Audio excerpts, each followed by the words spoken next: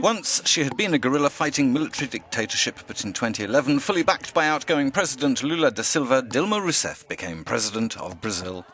She followed in the shadow of a left-wing leader whose popularity had barely dipped over 2 terms in office, and whose return to power once Rouseff serves the maximum 2 terms successive mandate is a possibility.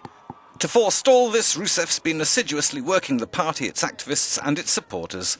That is, when she had the time, as she entered the office just as recession hit the economy and problems began to hit her government almost immediately. Rouseff has tabled policy after policy to restore growth and consumer spending power. All have failed, the people have become angrier, and the deficit continues to climb. Into this toxic mix was thrown the Petrobras scandal, lighting a firestorm. The tentacular scandals spread from the state-owned oil giant into the public works sector, implicating a horde of politicians who've taken cash for contracts, which have then been overbilled. Rousseff's name appears in none of the multiple investigations, but as she was the president of Petrobras's governing council at the time, Brazilians refused to believe she's innocent. Despite this, Rouseff was re-elected in October 2014, shortly before Petrobras's share price collapsed.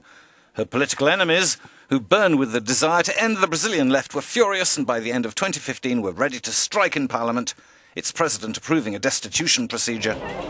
The charge was Rouseff had massaged public accounts, but she had followed all of her predecessors, who'd balanced Brazil's books, camouflaging the size of the public debt by borrowing from the banks. In a climate of economic austerity, this did not go down well. Even harder to swallow was Rousseff's leaping to Lula's defence after he too was sucked into the Petrobras swamp, questioned by police, and had his home searched. Her defence was so loyal she brought Lula back into government as leader of the cabinet. It added to the people's anger and chipped away a little more at Rousseff's credibility.